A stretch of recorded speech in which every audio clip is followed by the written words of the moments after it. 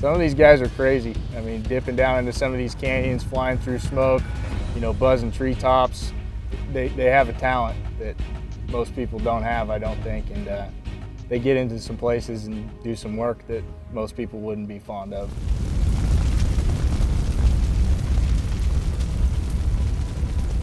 I mean, obviously the first thing that strikes you is that this is home.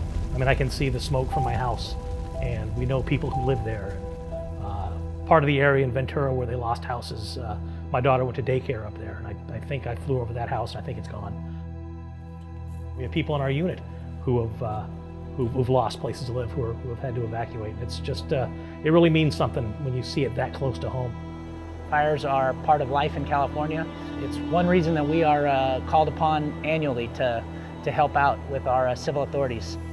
Part of our main mission in the Air National Guard is the civil authority support. So we're presently fighting with the California Fire, doing aerial firefighting. This is much more like you're in a fight. It's not just delivering goods and services. Being that proximal at 150 feet above the ground at 120 knots, you're flying the airplane on the edge of its envelope, and you're demanding a lot of yourself and your fellow crew members.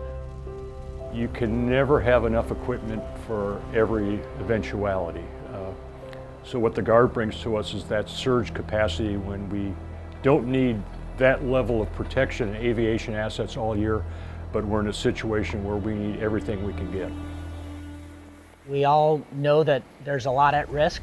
We hear it time and time again once we're back on the ground at the fire bases, and we see the guys that have come in from being on the fire lines who are just filthy with dirt and soot and ash, and they're giving us a fist bump and a thank you for seeing the retardant come down. While we're able to help out, they're the ones that are doing the brunt of the work and actually digging the lines and stopping the fire. The Forest Service and the smoke jumpers and those folks, they put their life on the line every day, just as we do, and that's what builds that bond.